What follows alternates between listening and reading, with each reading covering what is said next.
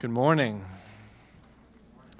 My name is Matt Lawson, and I'm the Director of Marketing for Search Ads here at Google. And I'm going to talk to you today about how search can be used to build brands. I don't think I need to tell all of you that search is a great performance media. But recently we've seen a lot of smart advertisers use it to increase things like awareness and preference for their brand. But before I tell you how they're doing this, I want to start with a story about someone who's done it well. So, by show of hands, how many people in the room know what ombre hair is? Raise your hands. So, all of the women and none of the men, right? Men, are you curious at this point? Are there any women in the audience with ombre hair? I think we've got a couple. California hair, yeah, that's right. So this is ombre hair. Some people call it California hair, yeah. And it's where the woman's hair is dark on the top and light on the bottom. And it's very popular. If you Google it, with Google image search, you can see all of the celebrities in Hollywood are wearing ombre hair. And this started in California, and the trend grew quickly. So this is the Google search trends for the term ombre hair. And you can see it started with just a trickle in 2011 and then shot through the roof, right? It actually became so popular that more people were searching for ombre hair than were searching for L'Oreal, which is a popular women's beauty and fashion brand. And so the people at L'Oreal came to us in Google and said, what's going on here? So we worked with them, we looked at the search trends, and as it turns out, women were searching for things like do-it-yourself ombre hair, or how do I get ombre hair at home? Ombre hair, when it first came out, was very expensive. Women had to go to a salon, spend several hours there, and pay a couple of $100s to get this look. And so they were trying to find a way to get it cheaper and more easily at home. So, the people at L'Oreal went to work, and they built a product. And this is that product, Wild Ombre's Preference. You can see various different styles for different hairs. L'Oreal already had the dye that was used in the various salons. What they needed was an applicator brush. So they invented that, included it in the box, and suddenly women were able to create the look that they wanted at home. When this came onto the market, they immediately sold millions of copies, and today L'Oreal is the clear market leader in do-it-yourself ombre hair kits. What's even more interesting about this is most of the time women join the market for hair coloring late in life, and this brought millions of new and young women into that market quicker. And the question is, how did they market this success? Well, I'll tell you. Instead of turning to television, they turned back to the exact same audience that informed them about the trend, the audience that was already interested in ombre hair, the search audience. And you can see it here with their ads. Now, as it turns out, these weren't performance ads. They weren't trying to drive a lead or an online sale. They were trying to build awareness for this new product that had never been introduced into the market before. And you can see that from the content of the website. This site isn't about commerce. This site is about style and the different ways you can wear your look. They had videos that showed women how to apply it, how to use the product. They had a PR campaign. And then, of course, they worked with YouTube video bloggers, giving them free samples to talk about with their community. So this is considered a huge win for L'Oreal, and a huge win in terms of building a brand via search. I'm going to talk to you today about how you can do similar things as they did. And I realize that you're all in finance, which is a little bit different than the CPG industry, but I'll give you some examples that will relate to your business. Before we get started, it's important for us to understand what's changed about search that makes this possible. And Monica talked this, but I'll repeat it because it's worth repeating. What's changed here is that we are now constantly connected to the internet. These are pictures of people in San Francisco, and as you can see, they can barely walk or even talk to their friends without being on their device. And I run marketing for search. I got tired of the photos, the stock photography of the person smiling and playing on their phone. So we actually hired a photographer to go and hide in the bushes and take candids of people in real life and then run up and get them to sign a waiver afterwards. And you can see these people behave just like you. They're constantly connected to their devices, able to reach into their pocket and get an answer to a question, to shop, to stay entertained at any time, at any place. And this has big implications for us as marketers as we think about the funnel. We've typically thought about the customer purchase journey as one where people move from awareness to interest, to purchase, and ultimately engagement and loyalty. And along that journey, we've thought of traditional media as very upper funnel. Television helps you build awareness, radio and print. Search has always been thought of near the end of this funnel. It's time to capture a lead. It's time to close the sale. But with constant connectivity, search is now everywhere, at every step of the journey, and there's more of these searches. And finally, these searches are interconnected with the other media that you're running today.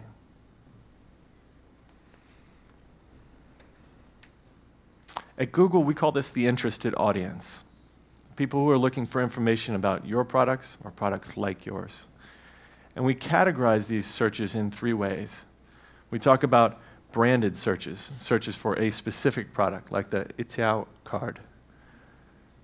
We talk about category searches, searches that are about products and services but aren't specific to a brand, like credit card. And we talk about affinity searches, topics or concepts that relate to your products but aren't directly products themselves, such as payment means. These searches happen across verticals within your industry and then even across industries. And we see this consistently.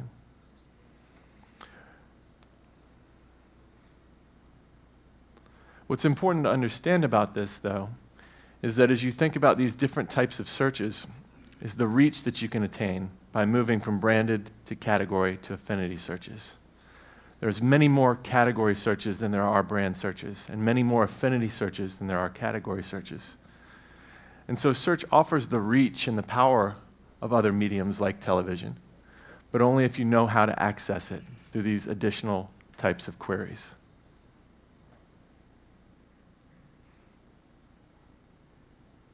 Not only that, search is interconnected with the other media that you're running today. And I'll give you a very clear example from a client of ours. This is actually their Google Analytics data, and it's their searches for their account trended with and without television. So the blue line is searches that they receive when their television ads are running, and the red line is the searches that they receive when their television ads are not running, on average for a given day. What's interesting is we used to look at this on a half-hourly basis, and so these are somewhat averaged out data points. When we actually went behind the report to drill into the data, we were able to look at it at 6-minute intervals. We saw something very fascinating. Here you can see search actually spiking in the minutes immediately following television ads. So your searches are interconnected with television, and the moment when people look to digital is a moment when you need to be there.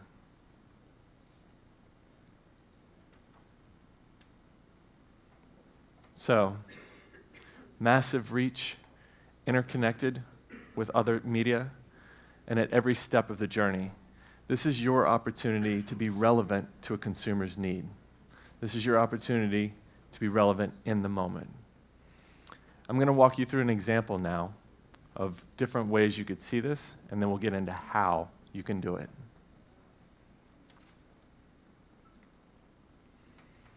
So, Let's start with an example of branded category and affinity searches, just so you can see clearly what we're talking about.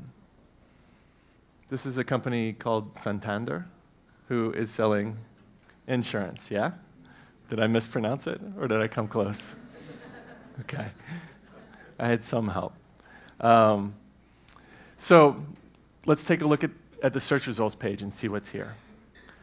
Not surprisingly, Santander is at the top. They're doing a great job of representing their brand and the breadth of their offerings. Although if I had to wager with you, I would imagine that this ad is probably measured on a cost per acquisition basis, right? Now let's take a look at the category search.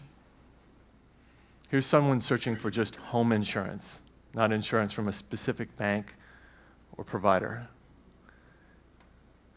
If we go to the organic results, what we actually see down at the bottom and in most of the ads is aggregators. There's actually very few actual banks here in the mix. Although Caixa here is looking to increase their awareness and their influence on people who are just interested in home loans and haven't yet decided what type of provider they're going to work with. And then finally, let's look at people who are searching for new homes. Certainly everyone who's looking for a new home will ultimately need home insurance. So this should be an opportunity to influence. And yet when we see the search results, we see no ads. Despite the fact that there's 17 million results here, which shows you exactly how much interest there is in this concept or category.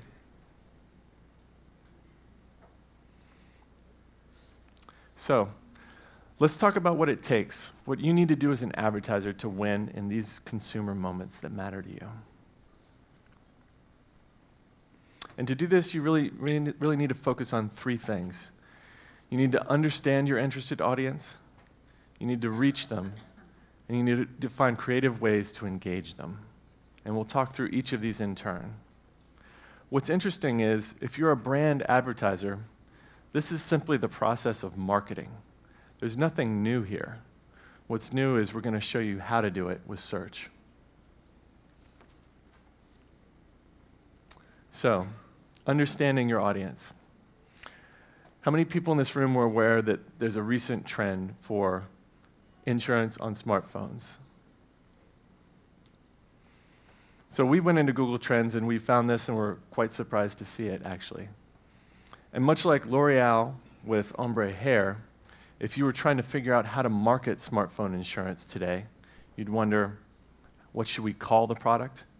And how should we position it? When L'Oreal was originally thinking about putting their product into market, they were trying to decide between calling it ombre hair and dip dye hair, as in you dip your hair in dye. And as it turns out, Google search trends clearly showed them that ombre hair was the more popular way that people searched. Here, if you were choosing between smartphone insurance or cellular insurance, it's very clear that cellular insurance is far more popular way to position and name the product than smartphone insurance. Similarly, as you took this product to market, you could think about which regions and geographies would I want to spend my marketing dollars in, or would we want to put our efforts into shipping this product? And you can see the trend lightly here in 2011 for cellular insurance, starting here in São Paulo, becoming more intense, and as we get to 2014, ultimately going up the coast and hitting many of the urban areas in Brazil. This gives a marketer a very clear picture of where to market and where to invest their time and money. And you don't have to just discover a new trend. There's actually evergreen trends that you can constantly latch onto.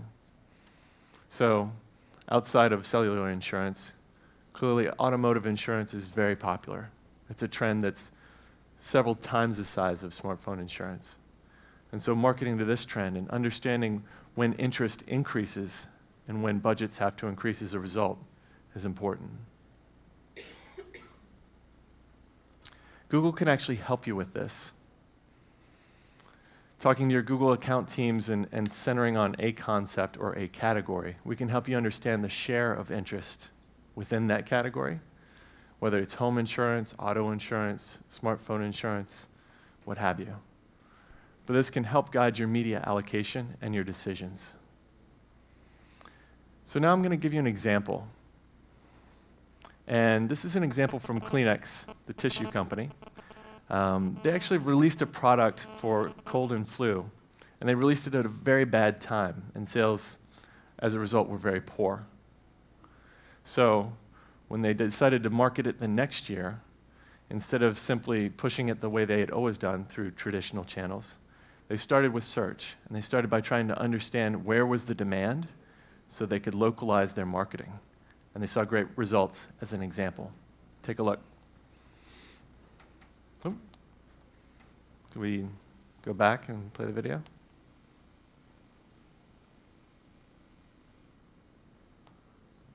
I don't think that worked. There you go. Timing is everything. So Kleenex found out to their cost when they launched their cold and flu campaign in the hottest October ever. The results were sickening. The following year we found a remedy. Adaptive planning. That means, like everyone else, we did a bit of self-diagnosis before going to the doctor. We Googled. Or to be specific, we started an AdWords auction with the deliberate intention of losing, bidding on keywords to get local data on people looking for remedies. This meant we could adapt the Kleenex budget and only spend where people were actually falling ill, ensuring that at the first sign of a sneeze or sniffle, Kleenex was at hand and in hand. It paid off, with over 96% of media spend going to regions suffering a live flu outbreak. Kleenex saw total sales rise by 40% year on year in the first 2 months of the campaign. That's 432,499 extra boxes sold. Now that is a figure not to be sneezed at. So now, whatever the health of the nation, thanks to a revolutionary new way of using research data, Kleenex is fighting fit. Bless you.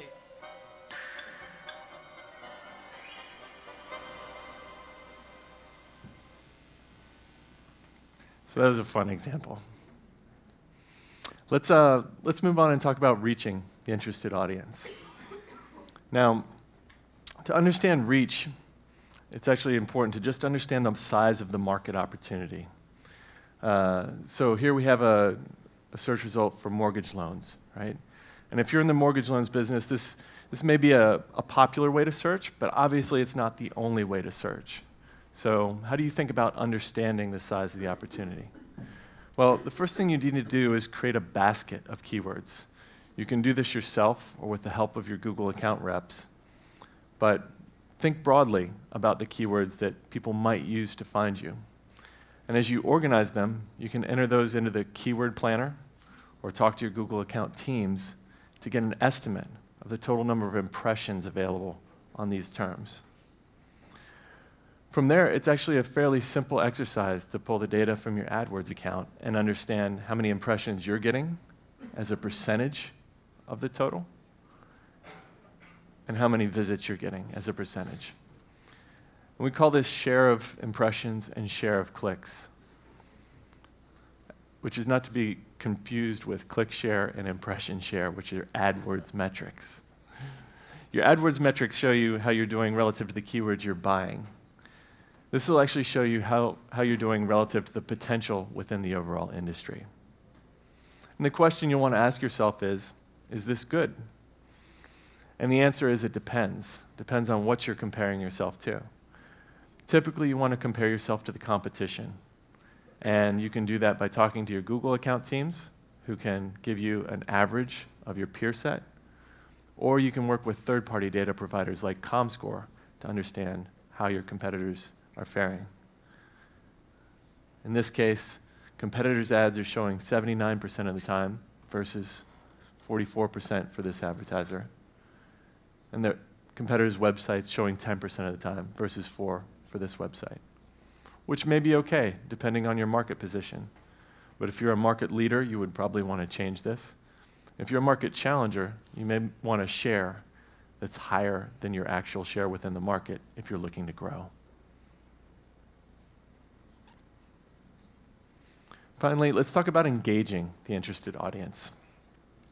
Once you've understood them, once you've reached them through search, how do you actually help them to have a beautiful brand experience with you?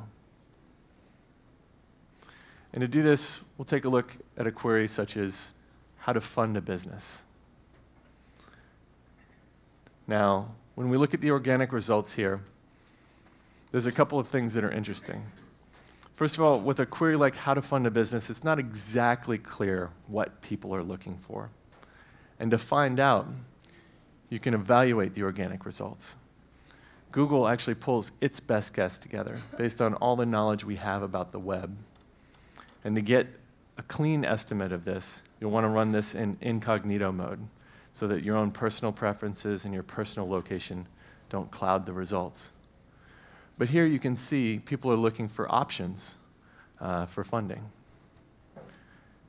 And here you can see that Santander has done a great job. I feel bad for picking on them earlier, so this time we'll give them credit.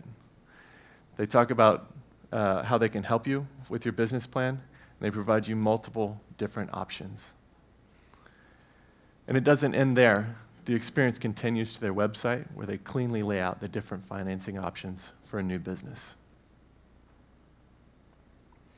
What's important here is that they're trying to answer the question in an engaging way for the customer, not necessarily that they're trying to convert them immediately.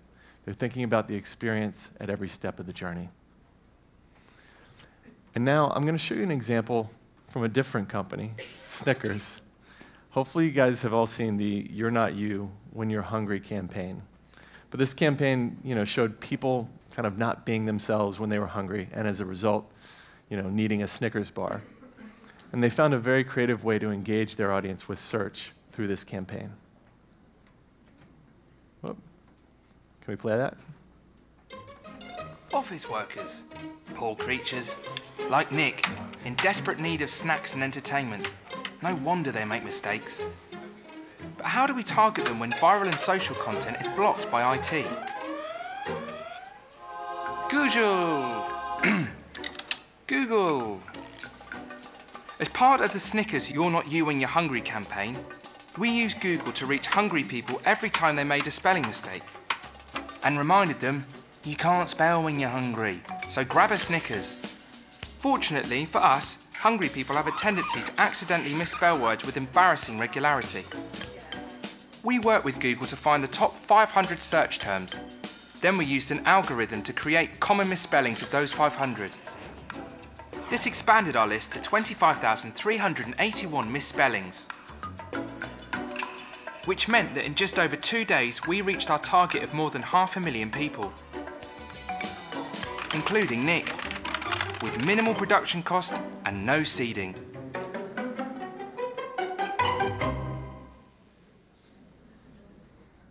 Cute, huh? So we understand how to understand the audience, to reach them and engage them. What's next?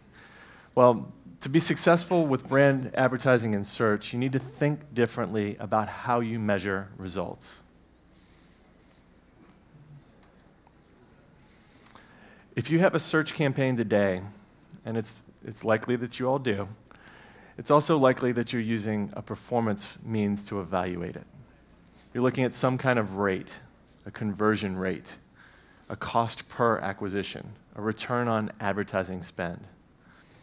And these are all great metrics for when you're trying to drive a lead or a form fill, but they don't always work for branding campaigns. If you simply throw a brand campaign at your performance team and say, go to it, chances are that they'll say, these queries don't exactly drive as many leads as we want to. But that shouldn't be the goal. Your goal is to drive awareness. Your goal is to drive interest and consideration for your brand so that when someone walks into a branch or calls you on the phone, they're familiar with your offerings. And to do that, you need to measure using brand metrics. Metrics like impressions, website visits, and engagement actions, like people visiting viewing a video on your website, or maybe using a mortgage calculator. One of the best engagement metrics we've actually seen advertisers use is a metric called dwell time. This is the amount of time that someone spends on a specific page or site. In addition to that, we're starting to see advertisers use share of voice, which we touched on briefly, and very sophisticated advertisers actually measure perception shift with search campaigns.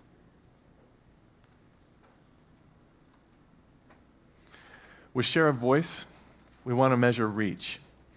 And to do that, we talked about this before. We bucket our keywords, and we enter them into the planner or talk to the Google account teams.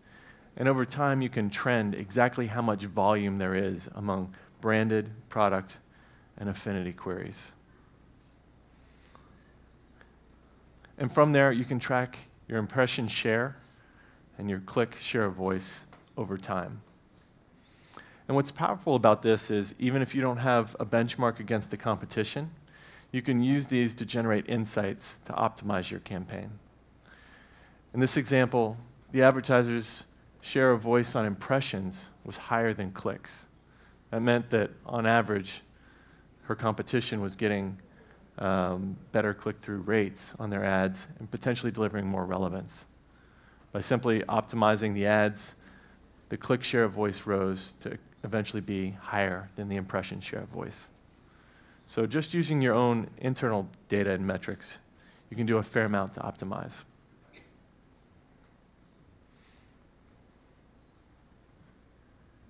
For the most sophisticated advertisers, we've seen companies actually run studies. We've done this with Bank of America, with Citibank in the United States.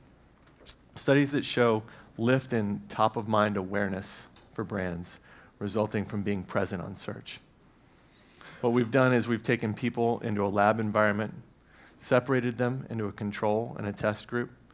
The control group would see a set of search results without the brand name in it. The test group would see the same set of search results with an ad for the brand in the very top position. What we found was pretty interesting. We found that in the test group, search lifted top-of-mind awareness by 80%, from 8.2% to 14.8%. This is a huge gain when you think about it, and especially when you compare this to other mediums like television. So some of this content is available on our website, thinkwithgoogle.com, and you can always search for it under the term search for brands. So with that, I'll leave you with the 3 key takeaways. Understand your audience, reach your audience, and engage your audience. Thank you very much for your time, and I'll be available afterwards for questions.